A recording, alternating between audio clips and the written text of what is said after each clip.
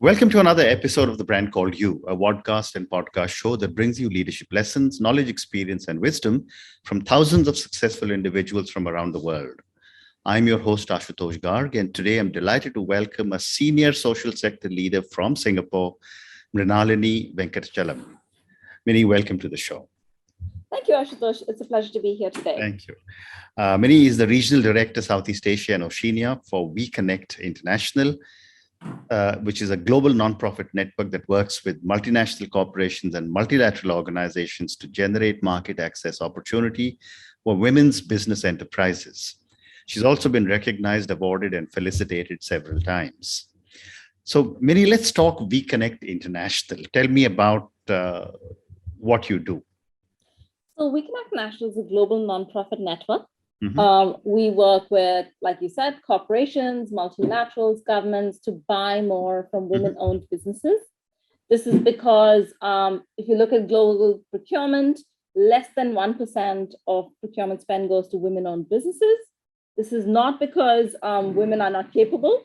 It's because there is ingrained gender bias in the supply chains. Mm-hmm. So what we do is that we work with the corporations on their buying needs, understand where there's opportunities to integrate women-owned businesses, and from there we introduce them to the right businesses. And of course, it is a competitive process. We're not saying hand things to people on a platter, but what we're saying is they're really great at what they do. They're agile, they're innovative, they're competitive. Give them a chance, and they can prove that they are the best suppliers for you. Because ultimately, if you look at the thing, if you are excluding 40% of the world's businesses, you may not be finding the right business for what you need. And it's been shown by many of our corporations that once they do start with working with these businesses, that they find social good, not only the social gains and the social impact, but also that these are just the best suppliers for what they need. On the other hand, it would be cruel to just throw women business owners in without helping them be business ready. So educating them on what is needed for procurement chains, what buyers are looking for, what are the basic requirements, certifications, all of that. And then, bring them together in a matchmaking format with these corporations. Amazing. And when was WeConnect started and who are the founders? So WeConnect, it's been now 14 years. And we were started out of the US, but we work largely outside of the US. And it was started by Elizabeth Vasquez, who was our CEO, but she calls herself the co-founder because she believes that if it wasn't for the corporations who committed to actually looking at their supply chains, this would not be possible. So she calls herself the co-founder because she says we were founded in partnership with the organizations that committed to buying for women-owned businesses. Okay. So, Mini, moving on, what are some of the challenges women face in self-employment or entrepreneurship? It's incredibly challenging because one, there is the general assumption that women are incapable of doing anything except having small cookie production stores or working in like jewelry production, very, very stereotypical. So there are a lot of industries that tend to be more male dominated, IT, facilities, manufacturing, packaging, etc., where people don't take women as seriously, but there are some really amazing stellar businesses in the space led by women. So that's one challenge to start with. The second is accessing funding. Women tend to get way less funding than male entrepreneurs. When we look at supply chains, I've spoken to buyers who said things to me like, well, we're a large organization. We have very large contracts. They're in the millions, billions. That comes with a lot of responsibility. Do you think the women in your network can do this? Because they have other responsibilities with their family, with their thing. And so they may not be as committed. And that kind of bias just eliminates the opportunity for them to work with to get larger contracts, to grow their business, etc. And ultimately, it is true.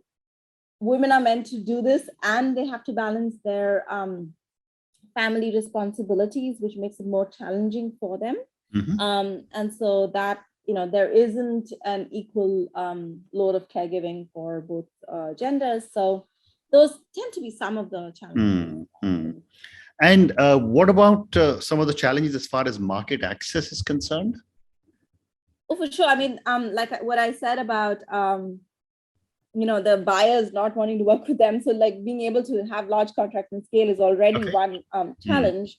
But growing beyond borders, women tend to have less access to networks that can educate them on what is required to grow, the legal implications of going beyond borders, what kind of export licenses you need, all of those things. They don't tend to have as much access as the male entrepreneurs do. And they also find it more challenging to break into new markets because, again, ingrained gender bias, they tend to not have as many opportunities to work with investors, partners, etc., as they grow. So that's one of the things we're trying to eradicate as we work. Wonderful.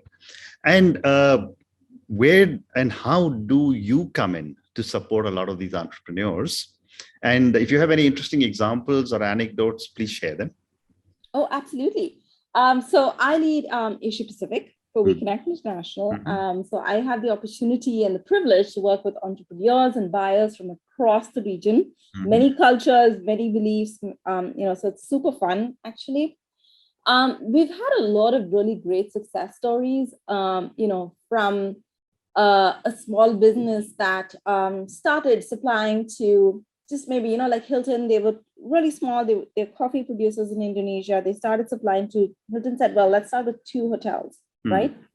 And they supplied to those in Bali, and then it just grew and grew and grew. And they've grown as an organization with these contracts, because every time a corporate gives these businesses contract, it actually helps them grow 250%. So that's amazing. You've seen them scale so much just because of that one contract, one person who believed in them, they grow. We've also seen women business owners come together. So for me, one of the success stories was we had these businesses, one that was in events management and marketing, and one that was more focused on the the financial side of things. They came together. There was an RFP that was done by a large financial institution that needed somebody with the knowledge or the financial knowledge, but who could put together, events, marketing around their products. And these women met at a WEConnect International thing. They came together, they applied, and together, then now they were able to access this RFP. They're now working more closely together. They've started a separate product together. That's helping them grow and scale as an organization. It's also helped them stay sustained through the pandemic, because these kind of collaborations are what have kept them going. Because the events industry kind of died during the pandemic, whereas being able to have this niche area of support is something that we've done. We've had organizations that have been supplying IT to large, medical companies. It's public knowledge that Johnson & Johnson's vaccine is produced by a women-owned company in India. So there's some really, really great success stories of how organizations have worked with women-owned businesses, and not because they're feeling sorry for them, not because it's token, but because these are really great businesses that have brought value to them. Fantastic. And, I've spoken to many people who are doing amazing stuff like you are doing. The general view is that when you support a women entrepreneur, you support a family, because women put a lot of the earnings back into the family. I'd love to get your perspective on how does the income that a woman earns supports her family? So I would go beyond a family. It starts with, and I'm quoting UN Women here, women reinvest 90% of their earnings into building their families and communities. Right. So definitely that helps with better education, better access to resources for the families, better living conditions.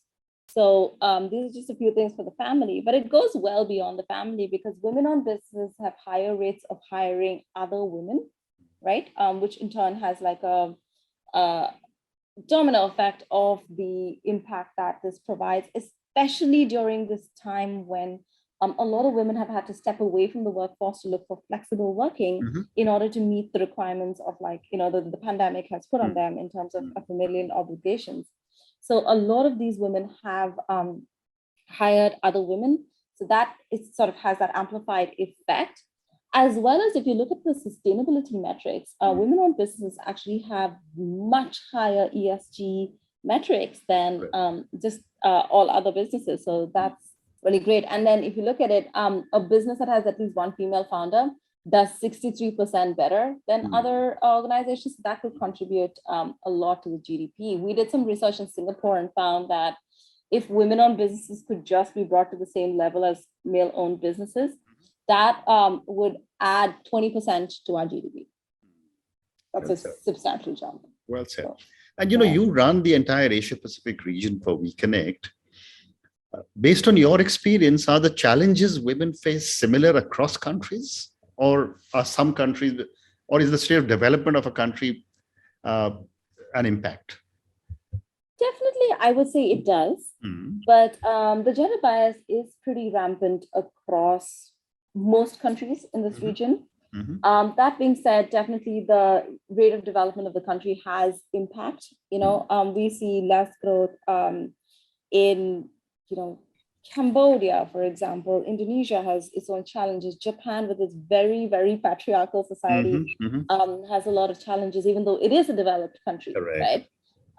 So there are like trends that you can see in developing nations, especially when it comes to accessing finance, because many of these countries require a male partner, husband, father, son, whatever it is, to co-sign on a loan, which is ridiculous, right?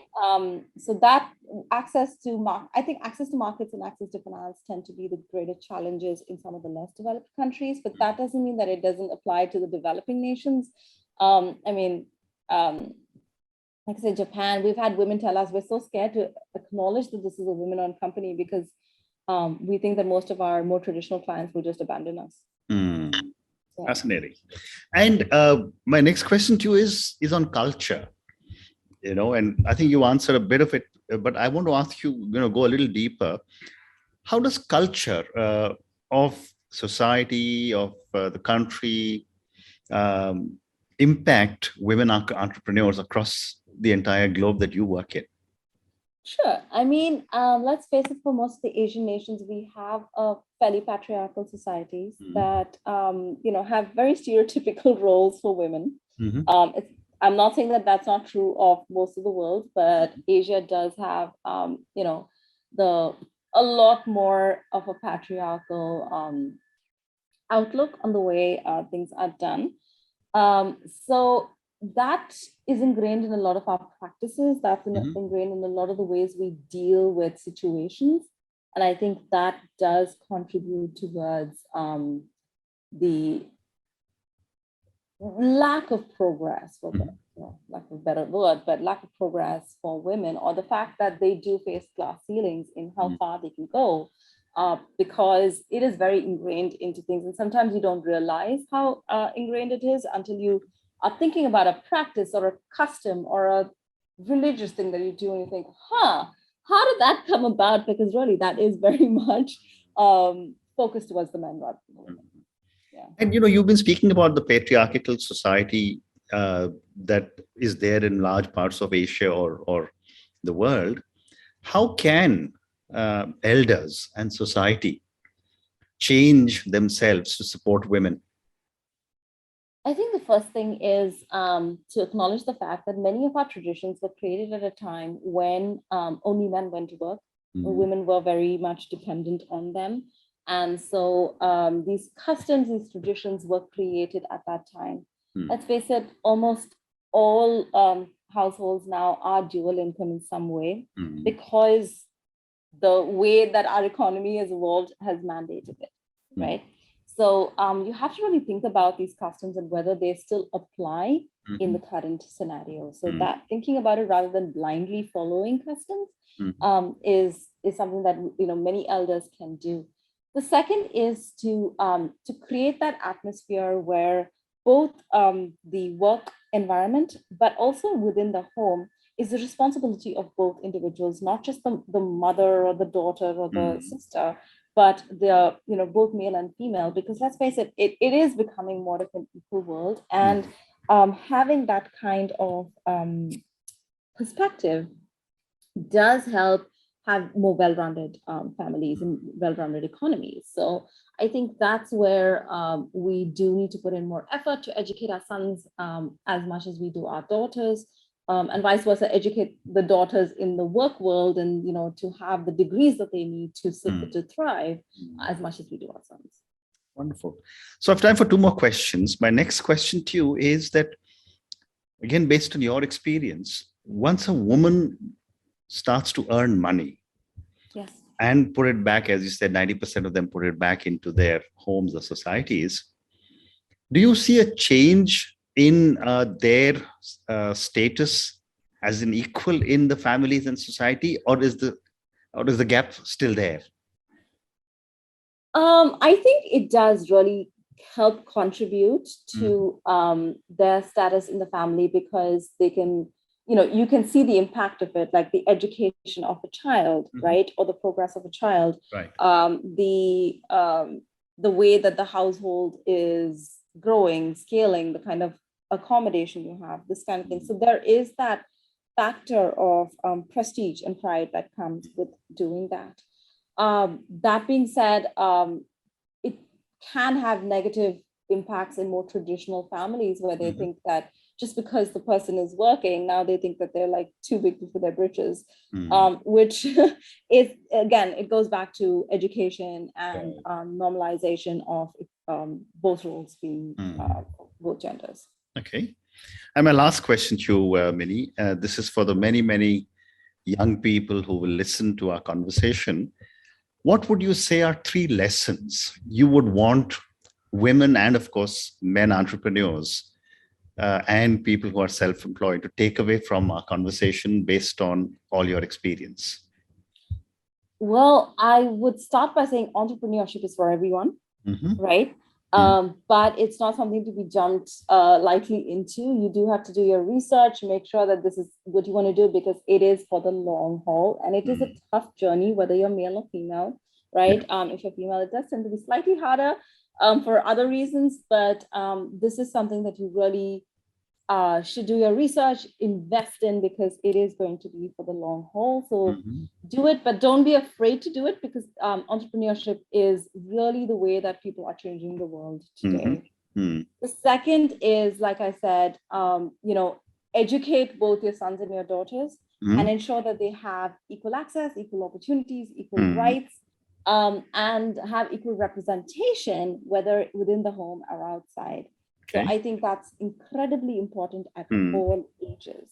The third one that I would say is to corporations, or to even to individuals, use your buying power to help women-owned businesses go. Because even as individuals, we have that purchasing power that can make all the difference, right? And so leverage your purchasing power to help women business owners grow, which in turn impacts, communities, economies, and helps them grow and thrive. How wonderful. How wonderful. And on that note of asking corporations and anyone who's buying to use their buying power to help women, educate your kids, and something you mentioned for each one of us is entrepreneurship is for everyone. Minnie, thank you so much for speaking to me. Thank you for talking to me about the amazing work you're doing in WeConnect. And thank you for sharing your perspectives on how women entrepreneurs can and are beginning to make a significant difference in most countries in the world. Thank you for speaking. Thank you, Ashutosh, and thank you for giving us the platform to talk about this important topic. Thank you. Thank you for listening to the Brand Called You videocast and podcast, a platform that brings you knowledge, experience, and wisdom of hundreds of successful individuals from around the world. Do visit our website www.tbcy.in to watch and listen to the stories of many more individuals. You can also follow us on YouTube, Facebook, Instagram, and Twitter. Just search for the Brand Called You.